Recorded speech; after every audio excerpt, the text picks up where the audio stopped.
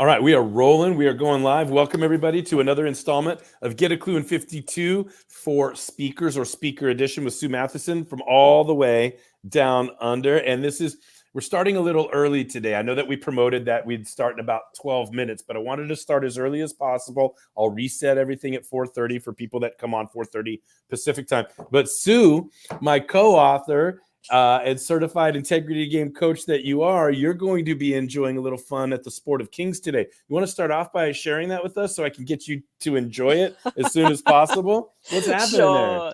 Sure. So I have the privilege of going into the members at Caulfield Racecourse here in Melbourne to join my brother, who is part owner in a couple of horses that are racing today. So this is really special for me. It's the first time that I actually get to go and experience the fun trackside with him. And hopefully one of them might actually do really well. So we'll wait and see. Yeah, that would be, then you're really having a good time afterwards, right? Winner's circle, baby, winner's circle. Oh, Okay. that would All be right. awesome. All right. So I hope everybody can appreciate that. I'm just gonna take charge today, if you don't mind, to get us going really quickly so that we can get you off and running, Sue.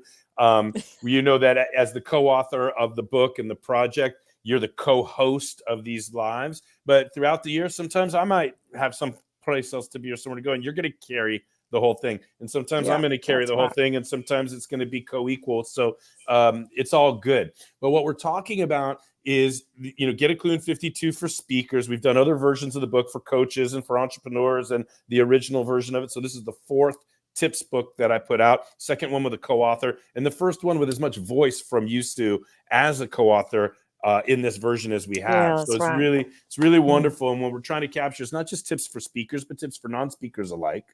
Yep. And then we're also trying to capture the beautiful power or the powerful beauty of the mentor-mentee relationship. And I don't mind saying that I think I bring the power, but you bring the beauty. All right. Thank you. People can debate us on that all day long if they want to, but it's just a lovely, lovely thing to experience. I hope everybody's picking up on our relationship, our rapport, our trust, our mutual admiration, the 1 + 1 = 3 that we get when we partner together and work together. So just very quickly, all of the Get A Klu in 52 books break down into 5 categories. So we are in section 1 right now, playing the integrity game. And today is tip number 8. So I'll review 7 tips really quick. We'll read tip number 8 and we'll get Sue on her way.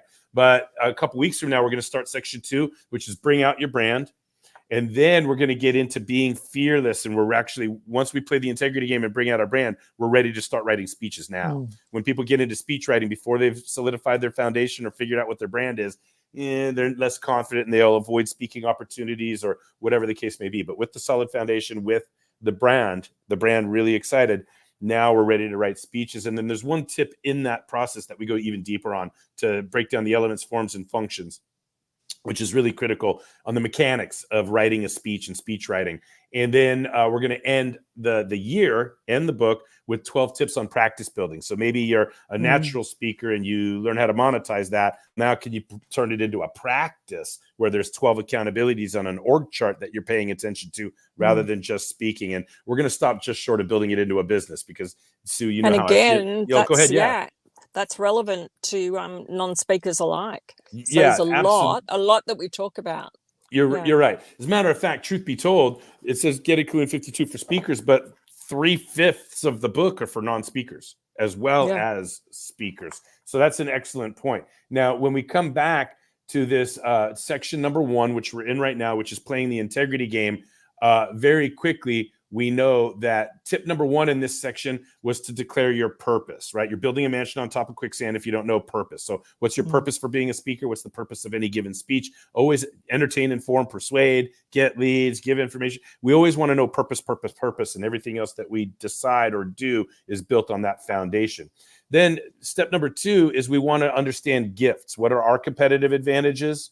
right? What differentiates us, and then what are we giving? What are we bringing to our speaking engagements, our speaking career that ends up being a gift? What would be considered a gift by our audience or by the event organizer or by the organization, by the institution, etc.? And there's more that we could talk about there when we're talking about gifts. When we're talking about competitive advantage and differentiation. And then we get into chronology of potential, which breaks down into vision, mission, and objectives. It's a chronological frame. Farthest out we can see is vision. Still quite a ways away, but nearer than farthest out is mission and accomplishment. And then annual is objective. And then when we go sooner than annual, quarterly or biannual, that's the land of goal setting as far as we're concerned in the integrity game ecosystem. Anything sooner than a year should be the subject of smart goal setting. What by when? What by when? What do we need to achieve by April 1st, July 1st, October 1st, January 1st in order to feel like we're on our way to meeting our annual objectives, on our way to our mission, on our way to our vision? With those questions, now we can choose strategies, tactics, and resources and start getting out of theoretical or transformational, start getting into transactional. Success leaves clues. There's a million strategies out there that are proven to work, but we want to figure out who we are and what strategies are going to be workable for our behavioral style and our circumstance. Ultimately, with all the choices we have, we want to choose. We want to commit. So when we talked about tip number 6, we talked about the power of words and the power of being our word. Most people are not confused, Sue. When I ask them, what is integrity? Most people will say, be your word. With confidence, until I hold up the mirror and find out how often they are their word. Never mind that, right? But ultimately, we are our word when we take action. So it's not just doing what we said we're going to do, but building the muscle memory of action taking, having a mindset of action taking. Right?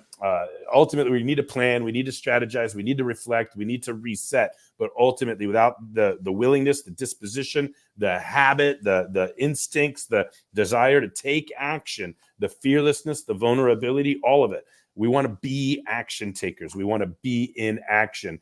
And then that got us to this week, right? We're finally here. We're here.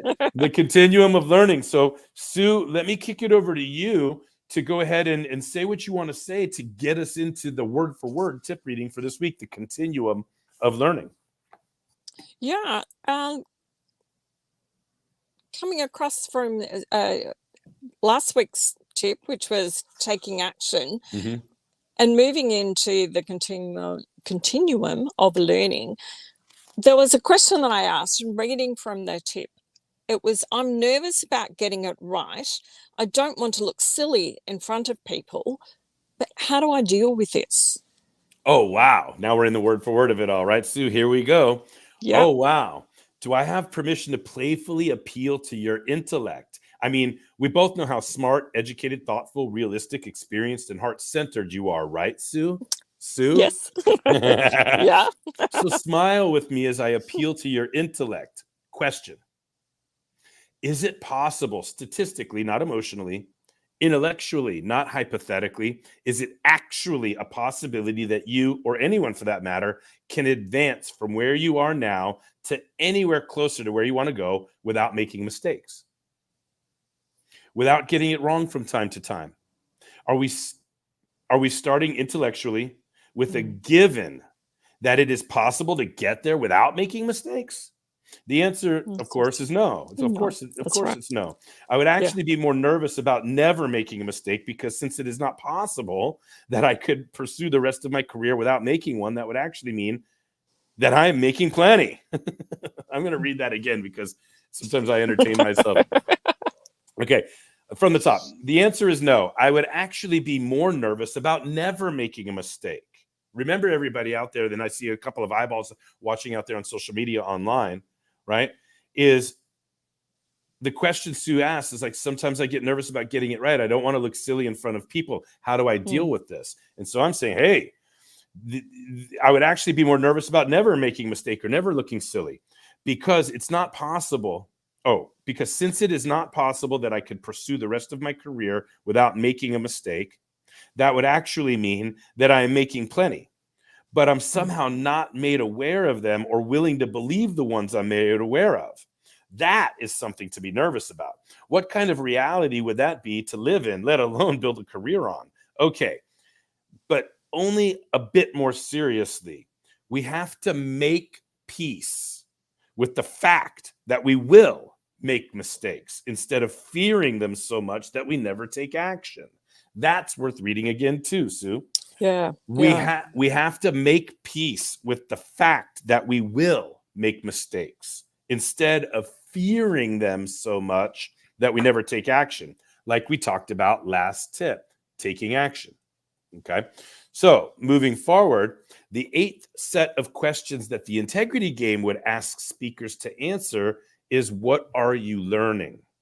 I always say that the only mistake to be afraid of is the one we are unwilling to learn from. Taken a step further, then there are no mistakes, just learning wrapped in a little discomfort. Don't let the packaging fool you. As long as we brave the discomfort, we will learn. Now, the integrity game also likes to point out a continuum of learning that spans from the hard way on one side all the way to intentional on the other. The integrity game argues that with answers to the previous 7 question sets, our intentional learning path, the things we know we want and need to learn in order to achieve our goals as a speaker, will be so clear that when playing the integrity game, the mistakes we used to be afraid of become the lessons we look forward to. Light bulb moment. By being intentional in my actions, which are aligned to my goals, if I embrace an attitude of what am I learning and am open to finding out what works and what doesn't work, then I can give myself permission to be me, exactly as I am in that moment, knowing that I will learn from each experience and show up as a more improved version of me next time. This really takes the pressure off, in the sense that I don't feel I am performing, in inverted commas. Instead, I'm growing and learning. And okay, what comes after all of this? Well, congratulations are in order, because I believe this tip is the easiest of all the tips I've given thus far. I say that because the answer to your question is simply to get super clear on everything you have already accomplished to get, be, where, who you are now. And compared to questions of purpose, gifts, potential, goals, strategies, commitment, action, and learning, answering questions of accomplishment should be much easier. I mean, it is a lot more fun to say that I have earned a master's degree than it is to say that I have the potential to earn a PhD. It is a lot more fun to say I have 3 kids than to say I have the potential to have more than 3 kids. I digress.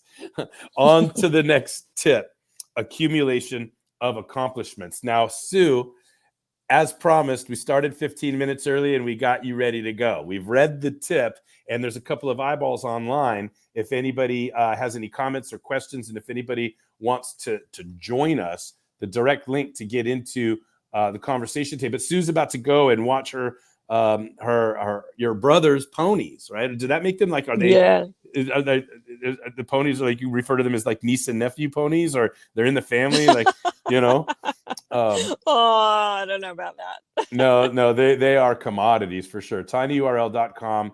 That might be in the family for my brother. Get a Klu tip 08, I believe is the URL. No, just Klu tip. Oh, just Klu tip 08. Okay, just Klu Klu tip 08. Yeah. Okay, KLU. Yeah, or get people in. Yeah. Save. Yeah. If anybody wants, if anybody wants to join me, right? Yeah, yeah. Because you're about to go and watch the ponies. But do you have any comments or questions on this tip before you go, Sue? Yeah, I was going to just come back to a couple of things that making peace that you talked about, making peace with the fact that we will make mistakes, but getting to a place where we don't fear them. I just think there's so much power in that. But getting to that position comes out of the integration of all the tips that we've talked about prior to this week. And what I've noticed personally is the more that I practice those, the more I build them into my life generally, but also apply them to specific circumstances or projects that I'm working toward, it helps enormously to be comfortable with having a go and being okay with not getting it right, learning from what part worked, what didn't work, what can I tweak. And even in that, it then helps from a specifically learning perspective. Not only do I learn from the situation, but then I can target what's the gap? What can I focus on? Either a skill or outsourcing a gap in a service that I'm trying to provide that someone else may be able to do better. It highlights what opportunity there is, whether it's me learning a new skill or proactively going and taking something extra on board that's either going to differentiate me even further, which goes back to tip 2. Oh, little connection issue. Sue, coming back. So there you are. Just trying to call me, so I will have to go in a minute. But so it just highlights where I can proactively go and look for that differentiation, which I was about to say is what we talked about in tip 2, where those gaps that we have, and we can, through that learning process, we can even enhance those further and develop our skills. It's just a fundamental shift for me occurred early in my career where I remember the story I have is where I remember the first time I was ever going to do like a conference call, like join the conversation and, hey, everybody, I decided I remember it was 2010. We're talking about 14 years ago. I wanted to come online once a month, and online it was 1-800-conferencecall.com back then. Right, where you had to *6 to mute yourself. It was before Zoom and Skype and all of that, right? And I said, all right, once a month for 12 months, I'm going to come up with a different topic every month. And the last Thursday of every month, I'm going to just go on the conference call and just start to go through a thing. I remember calling Brian Trachel, who you know very well, Brian, and I called him. I said, hey, man, are you going to be on my call today? He's like, yeah, I wouldn't miss it. And I said, and I was about to ask what I really wanted. He's like, you're going to do great. And I'm like, no, I'm not. I mean, I might, but no, that's not why I'm calling. He's like, dude, you're going to be fine. You're going to be fine. I'm like, stop, Brian, stop with the pep talk. I want you to pay attention to my mistakes. He's like, dude, you're going to be fine. You're going to do great. I said, okay, maybe, but I'm asking you to pay attention and write down the 3 biggest mistakes that I make. And call me as soon as the show is over and tell me what are the 3 biggest mistakes that I made. So I got a month before next month's show so I can eliminate those. So if I make 12 mistakes, tell me the 3 biggest. I'll get those out of the way. And then I'll only have 9 mistakes that I have to overcome. And then get those out of the way. And by March, I'll only have 6. And by the end of the year, I'll be doing this perfectly, right? Which is never true. You never do it perfectly. But the anecdote for me was I willed myself into I shifted my mind from I can't make a mistake. I can't make a mistake. I can't make a mistake. Yeah. I just surrendered that I am gonna make mistakes. Number 1. Yeah. So I'm not going to try to prevent that at all. I'm just going to let them happen. Yeah. Because trying to prevent the mistake is the mistake. Yes. Yeah. Yeah. Right. Because you're not open to that. Or can be. Yeah. And let's see what we got here. Oh, look. Hey, what's this? Old friend, Margot. Hey, Margot, this is awesome. Now, listen, Margot, I'm going to take that opportunity to disappear. Yeah, well, don't take it personally, Margot. I'll remember this. All right.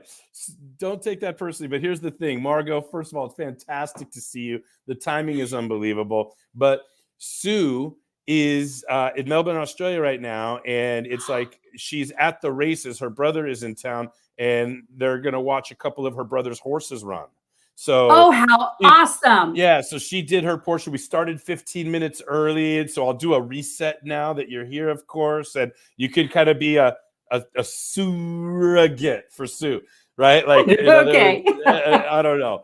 My point is, we're in Get A Klu in 52 for speakers. We are in tip number 8 overall. It's time for me to reset. Sue's gone, so let me change the banner. Welcome to Get A Klu in 52 for speakers with Sue Mathieson, but she is off to meet her brother, off to watch the ponies run, and hopefully they end up in the winner's circle with tons and tons and tons of glory and celebration. The sport of kings. I've enjoyed a horse race or two in my life, even though it's not something I do often, but I have enjoyed a horse race or two in my life.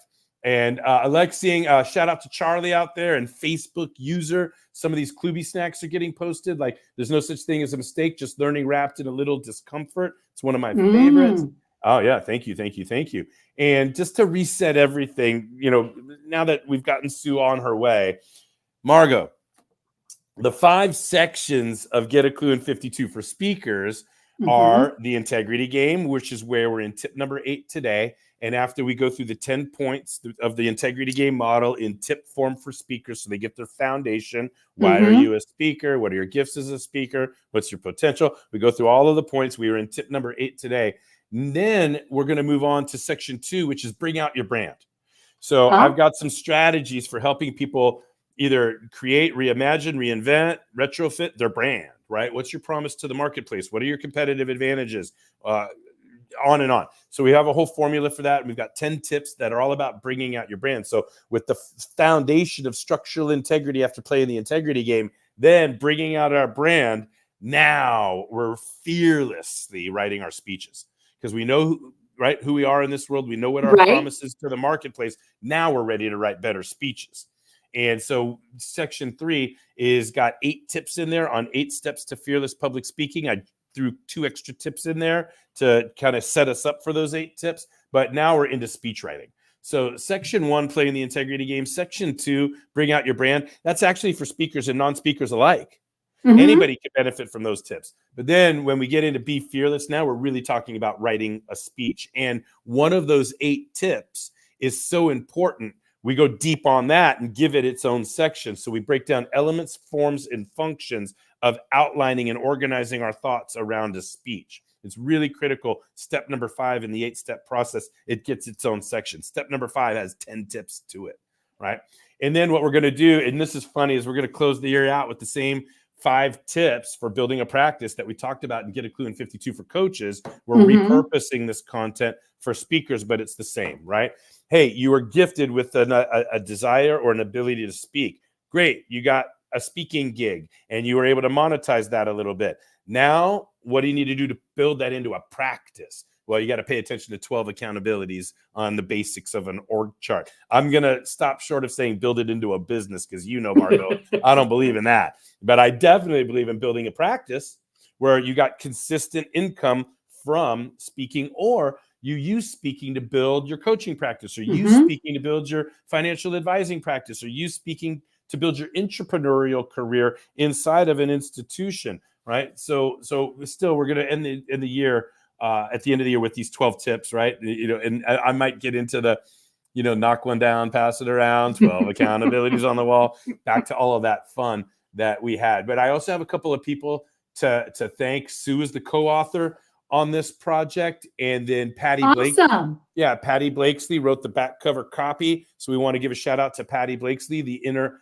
business coach. There's a couple of other people that I'd like to thank really quickly. My graphics design apprentice in the Philippines that started working with me when I launched the Integrity Game brand, that's still with me to this day. She did all of the interior design for the book and got her first design credit in a published book. So I'm so happy for her. Really thrilled with how the cover came out. Get A Klu in 52 for speakers. So we thank Sean O'Connor for that, who does all of the cover designs for our books. And then well, before I get to the matriarch, I also want to give a special shout out to Lisa Reed. But Margot, by the way, I want to connect you to, if you ever want to do your own speaking or get your own speaking gigs. Lisa Reed is CEO of International Speakers Network and founder of Get Speaking Gigs Now. And she was kind enough to write the foreword for this edition of Get A Klu in 52. And she's a great connect, a great follow, a special service-oriented person that she's not pomp and circumstance and smoke and mirrors. She just keeps it real and is just lovely and approachable and wonderful. And I'm so grateful to her. And then the matriarch of all of my book writing projects, Patty McKenna, she's the one that rings around my Saturn from a self-publishing perspective. If she needs to step in and ghostwrite anything for me, or talk me off the ledge of one of my wacky ideas, or help me keep my thoughts, or soundboard and brainstorm and ideate, and what's the approach? She was really special when I said, well, Sue wants to co-author this, and rather than just slapping her name on all of my words, how do we get her voice into it? And how can we present it where there's a dialogue? How do we capture the mentor-mentee relationship in addition to just tips for speakers? And so she helped us formulate and orchestrate all of that. So I got tons and tons and tons of gratitude all the way around. And again, we're in this section 1, the integrity game, and the integrity game is trying to make accountability non-threatening. And guess what? If you want to be a speaker, there's things that you need to be held accountable for as well. You don't just snap your fingers and become a speaker. And so we start by playing the integrity game. And of course, in doing so, a review of the 8 tips that we've covered so far. Tip number 1 was declare your purpose, right? You're building a mansion on top of quicksand if you don't know what your purpose is. So what's your purpose for being a speaker? What's your purpose for any given speech? Then we moved on to package your gifts. What's your competitive advantage? What's your differentiation? First of all, what's your mindset around giving and receiving, right? And if you think speaking is all about you, you're off to a bad start. Yeah. You definitely want to know what you bring to the party, but you need to know what gifts you are giving to the audience. How will they be gifted by your speaking? We want to spend some time thinking about all of that. We moved on to then the chronology of potential that breaks down vision, mission, and objectives, that chronological breakdown. And then anything less than a year of annual objectives, we turn into smart goal setting. We want to make smart even smarter. So we covered that a couple weeks ago. Once we've set our goals, it's easy to see and choose strategies, tactics, and resources. But there's so many strategies. There's multiple paths to the same destination, right? So among all the choices that we have, what do we choose? So tip number 6 was not just about the power of words in and of themselves, like the difference between could and should, right? Or hate and genuinely dislike. Right? So words have power in and of themselves, and we want to be careful about our words when we're marketing ourselves, certainly when we're speaking, right? But also our word, the expectations that we set for ourselves and others, the expectations that we set for ourselves as a speaker, the expectation we set for the organizer, the planner, the institution, the audience. What are the expectations that we set? We want to pay more attention to all of that to have greater integrity, have greater foundation that we build our entire speaking endeavors on.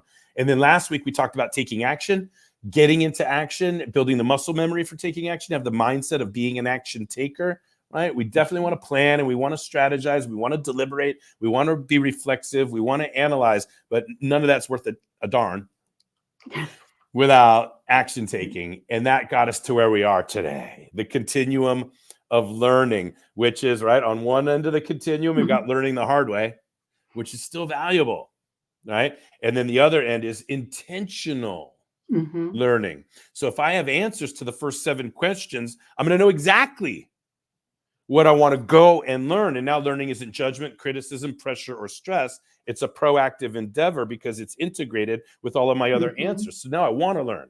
Now, I'll take learning the hard way, and I have many times in my career. By the time when you were just joining us, I was telling this story about the first time I ever decided to go public with my stuff. And it was back in 2010. I wanted to do conference calls once a month, back when it was conference calls. Remember, star 1-800-conferencecall.com? Yep.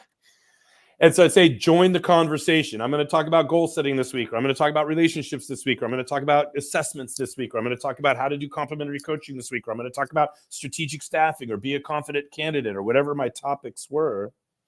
But I was telling the anecdote how I called a good friend of mine, instrumental in me building my career, Brian Trachel. He gets a shout out. And I said, Brian, are you going to be on the call? He's like, yeah, I wouldn't miss it. Don't worry, I'll be there. And I'm like, no, man, I got a favor to ask you. And he's like, you're going to be fine. Don't worry. I'm like, no, I want you to keep track of the mistakes that I make. And he's like, dude, you're going to be fine. You're going to be fine. Don't worry. I'm like, no, I'm not. I'm going to make mistakes. Well, maybe I will be fine, but I'm still going to make mistakes. And I want you to tell me what the 3 biggest mistakes are. I expect to make 10 mistakes, but I just want you to call me as soon as the recording is done, call me right away and tell me right away what are the 3. So I have a full month to eliminate those prior to the next show.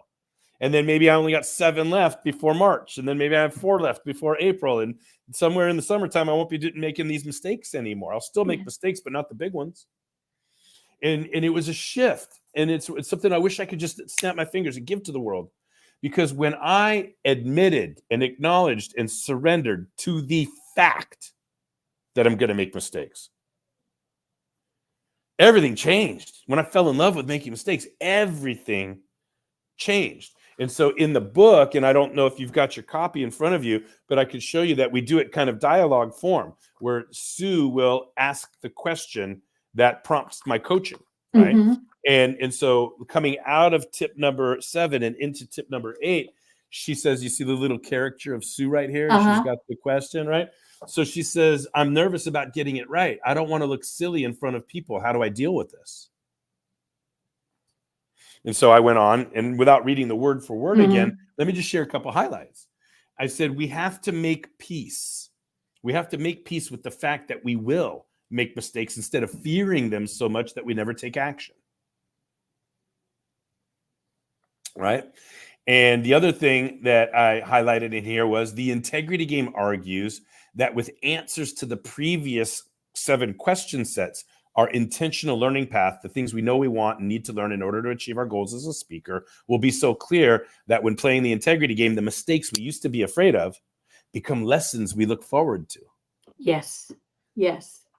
Right. And so there's so much more that I could say here, but I just wanted to catch you up, right? This is your first appearance this year. And I wanted, I'm so excited and happy to see you. How have you been? And what do you have to ask or offer or add to what we've been talking about in tip number 8, continuum of learning, in another installment of Get A Klu in 52 for Speakers? Well, one of the things that prompted my brain going on a whirlwind was, you talking about first having the courage and making peace with the reality that you are going to make mistakes, that we're human. We are going to err at one time or another, right? It's what happens. In my case, it's one time and another, not or another. and another and another and another. And we hope that we're, wise enough that we can recognize, reflect on what happened and make course corrections. But one of the things that I think is paramount is being willing and proactively asking for feedback, like you did with Brian, saying, hey, watch me, give me feedback on how I did so that I can course correct. And in a corporate environment, the feedback, the reviews always have such a negative, stigma attached to them, when in reality, we should be welcoming it, embracing it, and acknowledging that we only get better when we are in a safe enough place for us to call each other on the things where we screwed up, so that we can together get better, do the right thing, move forward. Can you say that part again about safe enough? Yeah. If you have an environment where people, shoot the messenger, or,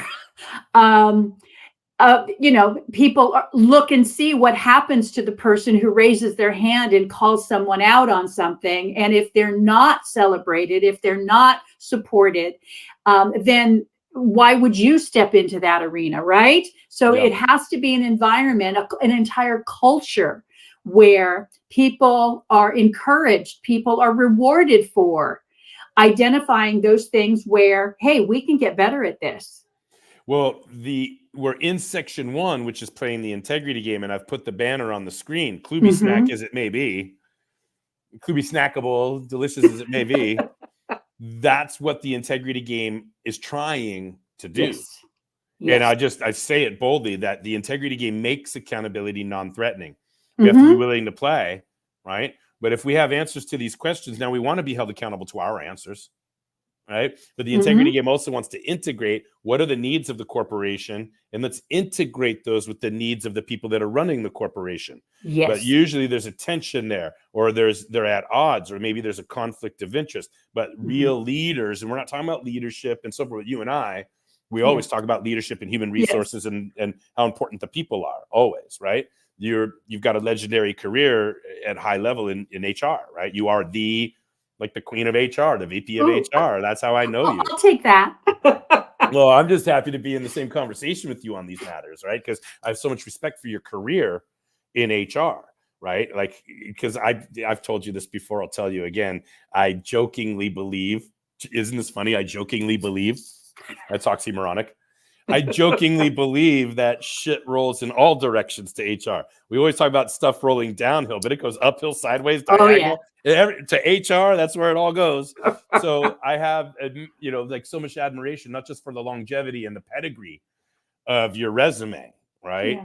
But just your grace, your class in handling all of the moving parts and the way that I always. And I have to say, it's probably why I still have clients, HR clients, who I have one on retainer who just out of the blue will call me and say, "Oh my God, you have no idea what I'm dealing with." And I'm thinking to myself, yeah, I've kind of been there 17 times, but it's okay. For you, it's the first. So I have no idea.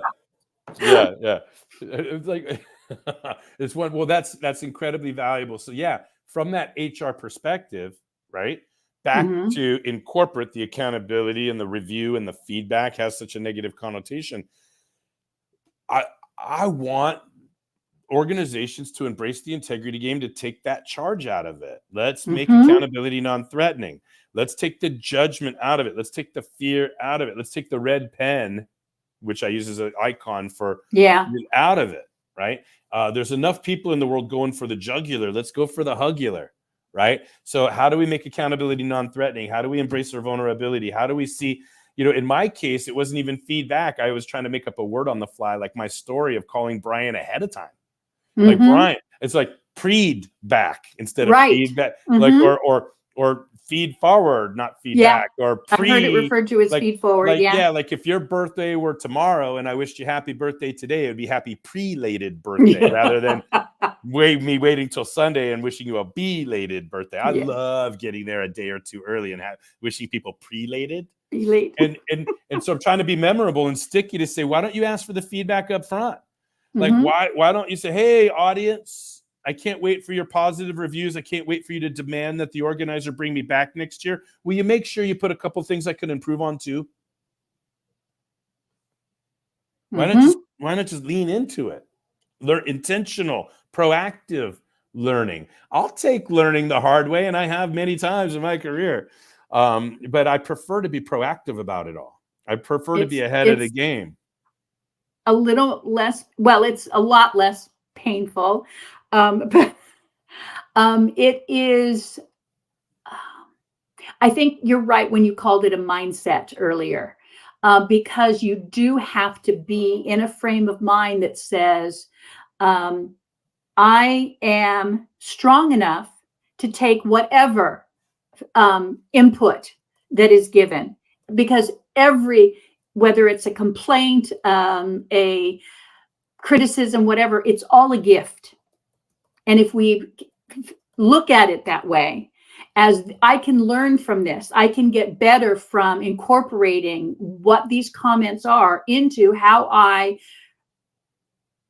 go forward, how I present myself the next time, how I, do the speech, how I, whatever, you're in the middle of. But it's a gift. And that is, for me, something I learned fairly early in my career from a fabulous woman named Janelle Barlow. She actually wrote a book called A Complaint is a Gift. And it's all about accepting, embracing, and incorporating the input so that you can just get better. Yeah. Now, I hope you don't mind that I've put a banner up that you are Margot Garcia, world-class HR and organizational development coach. That's accurate? Yeah. Because thank you. I will take that. Last year, when I was in service to the San Diego Professional Coaches Alliance, I had a predetermined banner that said Margot Garcia, VP of Programming for the Professional Coaches Alliance.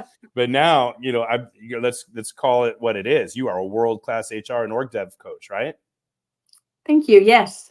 All right. I stand in that light. I want to make sure the world knows who I'm talking to here, because I'm hyper aware of who I'm talking to. And what are we doing? We're doing another installment of Get A Klu in 52. This is the speakers edition with my co-author, Sue Mathieson, who had to leave us a little bit early today because she's got For a really good reason. for a really good reason. Her brother's in town and the horse races are about to start and they're going to end up in the winner's circle, and she had to go. But she was joining from the car until she had to back off. And it's just a treat because I was going to carry it by myself the rest of the way. And here you are. And I always light up when I'm around you. So thank you so much for joining. And I'm going to go ahead and get into last call for comments, questions, expressions of gratitude, hopes, wishes, dreams, requests, anything like that, so that we can move into our weekend. And I'm going to go watch my son's baseball team at San Diego State University in an hour. First pitch is an hour from now. So I've got some things to wrap up. I'm on site at a client location. They're kind enough to give me the empty office so I can do my thing. And I'm just so happy to see you, Margot. And we've got some one-on-ones that we want to do offline, but it's great to see you here in this environment. So here we are, last call. We are in this section on playing the integrity game. We've gone through 7 tips leading up to today's tip, which is tip number 8, the continuum of learning. I've got a special a guest joining me today, which is Margot Garcia, world-class HR and organizational development coach. And here we are. Are you ready for this? This last banner, I created it. I never did this last year, but here it is. Are you ready? This is so fun. Last call. We're in last call. Comments, questions, jokes, riddles, haikus, poems, requests, expressions of gratitude, anything before we wrap up for today. I am just so happy that I was able to get on. Sorry that I was a little late, but I was able to get on to see your face. I too get energized from your energy, and always love to see your smiling face and hear your warm and jovial voice. Guilty and as it's been charged. too long, Jeff. It's been too long. We need to stay connected. Yeah. I reached out. I miss you dearly. I'm so happy to see you. And you have my promise that we'll get off of this and I'll make sure that we're scheduled to get some one-on-one Zoom time. But today I just had to share you with the rest of the social media world, whoever's watching online. And thanks to those of you out there that are chiming in. I've seen some eyeballs on the little social media thing. I don't know who you are. I just see eyeballs.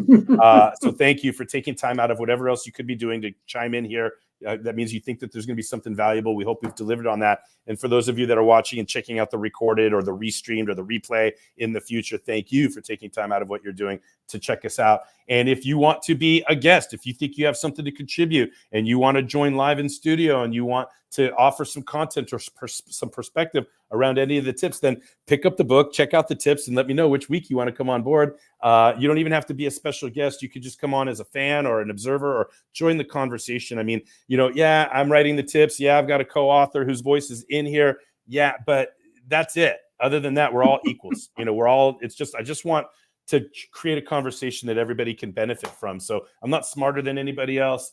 I'm just taking some initiative to create this content and to create the consistency of being online every week so that I stay top of mind for people. And then I create a platform, a forum for discussion, content, ideas, networking, whatever I can do. So I'm really thrilled to see you, Margot. It's always wonderful. Now, anything Well, and I'm excited to go on this 52-week journey with you. Yeah, well, 8 down, 44 to go. 8 down, yeah. All right. So what I need to do, I'm sure I got your mailing address written somewhere, but send me an email and I'll get a copy sent out to you. Thank you. Yeah, I'll sign a copy and send it out to you if I have your mailing address. Of course, it's only $14 on Amazon. No, actually, I take that back. It's not $14. The Integrity Game is $14. I priced my Get A Klu in 52 books. You don't know how I do this. The first one was $20.20. And then the second one was $20.21. And then the third. Let me guess. This is 2024. You got it. $20.24. Hurry up and get it now before it goes up to next year's price. Oh, I love it. Just always having fun anywhere I can. Life's too short. We got to look for the humor everywhere. So indeed. Anything else before we dismiss for today? Margot, anything else before we? Nope, I'm good. Okay. All right.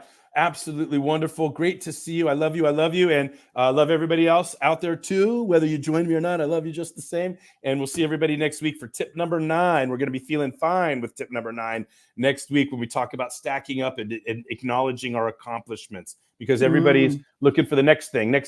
But it's important to smell our roses and have our resumes updated, have our LinkedIn profiles updated, and make sure that we are aware of our current set of accomplishments. Because as much as we want to achieve later on in life, we all have something to give to others that haven't come anywhere close to achieving what we've all already achieved. So we want to bring our ambition into a balance with our accomplishment, so we really are focused on what we have to serve. I'll elaborate on all of that next week. For now, last call is through, and I'm going to thank Sue, my co-author, and Margot, our special guest for today, and sign off. Everybody have a great weekend, and we'll see everybody next week.